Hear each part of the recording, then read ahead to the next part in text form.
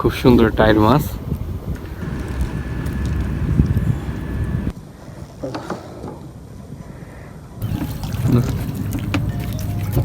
রুই মাছ ধরছি, করসকালি। আসসালামু আলাইকুম, আমি হিমেলের শখের খামার থেকে। আশা করি সবাই ভালো আছেন। আর আজকে এই মুহূর্তে আছে আমি মেঘনা নদীতে। আর এই মুহূর্তে আমি নৌকাতে বসা, এখনও ঘাটি আমাদের পয়েন্ট এবং যে জায়গায় বসবো সেটা সিলেক্ট করা হয় নাই, কিছুক্ষণের মধ্যে তা করা হবে এবং বাকি অংশ দেখবেন আশা করি। আসুন বাকিটা দেখাই। নদীর পাড় আসার পরে আমাদের প্রথমে যেটা চোখে পড়ে, নদীতে ভাটা লাগে এবং আমরা ঠিক ভাটার সময় আসি।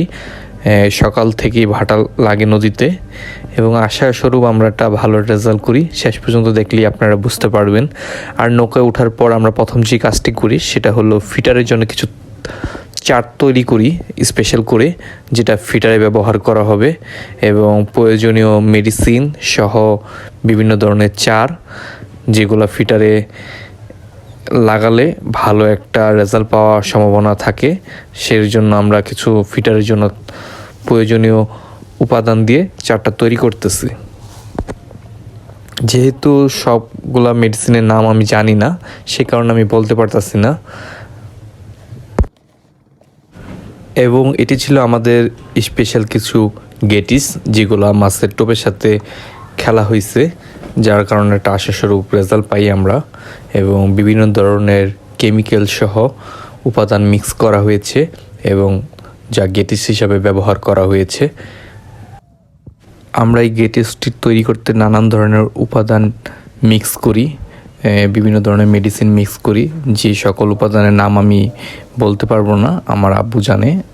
আপনারা যদি ভিডিওতে খেয়াল করেন তাহলেই বুঝতে পারবেন বিভিন্ন ধরনের কেমিক্যাল যে মিক্স করা হইতেছে, যেগুলোর নাম আমি জানি না বললেই চলে। তবে এই সকল কেমিক্যাল ইউজ করে আমরা ভালো একটা টান পাই। হ্যাঁ, যেহেতু ডিম রুটি সহ আমরা ছাতু খেলছিলাম এবং এটা একটি গেটিস হিসাবে ভালো একটা ভূমিকা পালন করেছে এবং দেখতেই পারতেছেন কত সুন্দর হয়েছে। সবগুলো উপাদান একসাথে যখন মিক্স করা হয় তখন এর ফ্লেভারটাও ভালো ছিল। এবং এটি ছিল আমাদের চার, যেটার সাথে আমরা মিষ্টি চার সহ চিরা, ভুসি আরও অন্যান্য উপাদান মিক্স করে একটি চার তৈরি করি। এবং এই সকল চার আমরা নৌকায় বসে নিজেরাই তৈরি করতেছিলাম এবং এক পর্যায়ে খুব সুন্দরভাবে এগুলো মিক্স করা হয়। মিক্স করে দেন ফালানো হবে পানিতে এবং কিছু জালের সাথে বেঁধে রাখা হবে যাতে পানির স্রোতে ভেসে না যায় চারগুলা। নৌকায় বসে চারগুলা তৈরি করার পর আমরা রওনা হই আমাদের পয়েন্টের উদ্দেশ্যে, যেখানে বসবো আমরা এবং আমাদের সকল মাল সামানা সহ নিয়ে একসাথে আমরা তৈরি হই পয়েন্টে বসার জন্য। এবং আমরা যে পয়েন্টটা সিলেক্ট করি সেখানে যেতে আমাদের গন্তব্যস্থলে বেশ কিছুক্ষণ সময় পার হয়। এটি ছিল আমাদের সিলেক্টকৃত পয়েন্ট, এখানে আমরা বসি এবং আশপাশটা খুবই সুন্দর ছিল এবং আবহাওয়া সুন্দর ছিল। সকাল সকাল বসি আমরা, আর ভাটা চলতেছিল যেহেতু আমরা কিছুক্ষণ সময়ের ব্যবধানে একটু টান পাবো।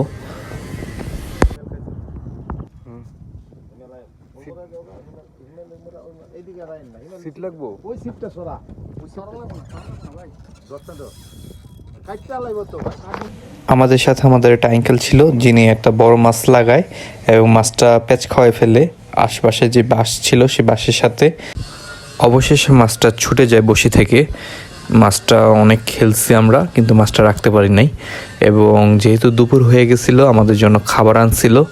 আমরা অল্প কিছু সময়ের ব্যবধানে খাবার খাই সবাই মিলে একসাথে। এবং নদীতে এই ধরনের মুভমেন্টগুলো খুবই আনন্দদায়ক এবং একই সময় খাওয়া দাওয়া, ফিশিং সব মিলে সুন্দর একটা পরিবেশ। এবং খাবার শেষে আমরা একটা টান পাই, রুই মাছের টান। করসকালি রুই যেটা। আর এর আগে আরো দুইটা মাছ ধরা হয়েছে, কিন্তু অ্যাক্সিডেন্টলি ভাবে ছুটে গেছে এই যে মাছটা।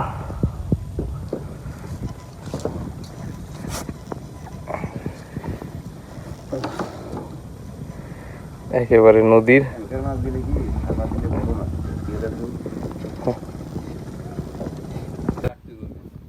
এবং আমরা দুপুরে খাওয়া দাওয়া শেষ করে আশাস্বরূপ মাছ না পাওয়াতে আমরা নতুন একটা পয়েন্টে যাই, এখন আমাদের সাথে যোগ হয়েছিল তারিন ভাইয়া, এবং তারিন ভাইয়া আমরা ছিলাম এবং নতুন একটা পয়েন্টে নতুনভাবে চেষ্টা করতেছিলাম ভালো মাছ ধরার, এবং আমরা অল্প কিছু সময়ের ব্যবধানে একটা আইর মাছ ধরি। সাইজের এক আইর মাছ আপু হিট করছে, নদীর তুলনায় আলহামদুলিল্লাহ খুব ভালো। এই যে দাঁড়াও, যাক আশা পূর্ণ হয়েছে। শালা লয়ে আস্তে আস্তে চলে যাইতাছিল। না ফেব্রুয়ারি মাস। ধরো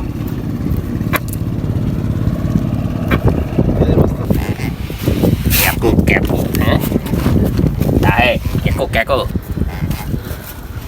চেহারা দেখা যেত। খুব সুন্দর টাইর মাছ।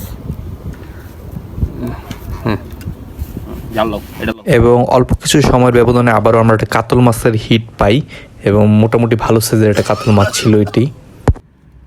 যেহেতু কাতল মাছটা আমি কেচিং করি, সে কারণে আমার পক্ষে একার পক্ষে ভিডিও করা সম্ভব হয়নি, তাই কেচিং করার পরেই ভিডিও করতেছিলাম আমি।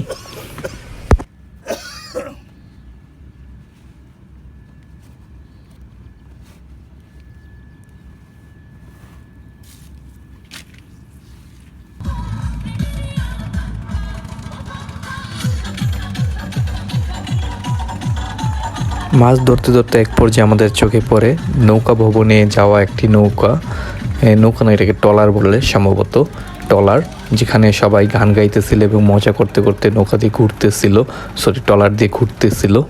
এবং অল্প কিছু সময়ের ব্যবধানে আবারও কিছু ছোট মাছের হিট পাই আমরা। ছোট মাছ বেশ কিছু ডিস্টার্ব করে, সে কারণে নয়তো আমরা আর কিছু বড় মাছের হিট পাইতাম, তবে সাইজ ভালোই ছিল। বিগ সাইজের কাতল মাছ হিট করছি, নদীতে অনেক শক্তি করতেছে।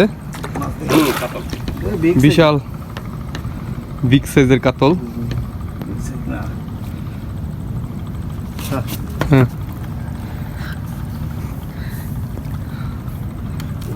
একেবারে শেষ বিকেলে আমরা একটা বেশ বড় সাইজের বিগ সাইজের একটা কাতল মাছের হিট পাই, এবং মাছটা বেশ শক্তি করতেছিল। যেহেতু নদীর মাছ বলে কথা, ছোট মাছ অনেক শক্তি করে, আর যেহেতু মাছটা ছিল 2 থেকে 3.5 কেজি ওজনের এরকম একটা ওয়েটের মাছ। পরবর্তীতে বাসায় যে এসে যখন মাপি, তখন মাছটার ওজন ছিল 3.5 কেজি ওজন, এরকম একটা ওয়েট, এবং বিগ সাইজের কাতল হওয়াতে ভালোই শক্তি করতেছিল মাছটা। আলহামদুলিল্লাহ।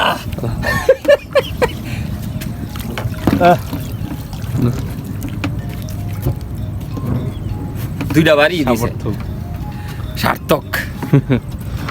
বরাবরই দেখবে। এবং এটি ছিল আমাদের সর্বশেষ হিট কাতল মাছের, এবং দুর্দান্ত একটা রেজাল্ট করি আমরা এবারকার সিজনে। এটা তো লাড্ডু খাইছে।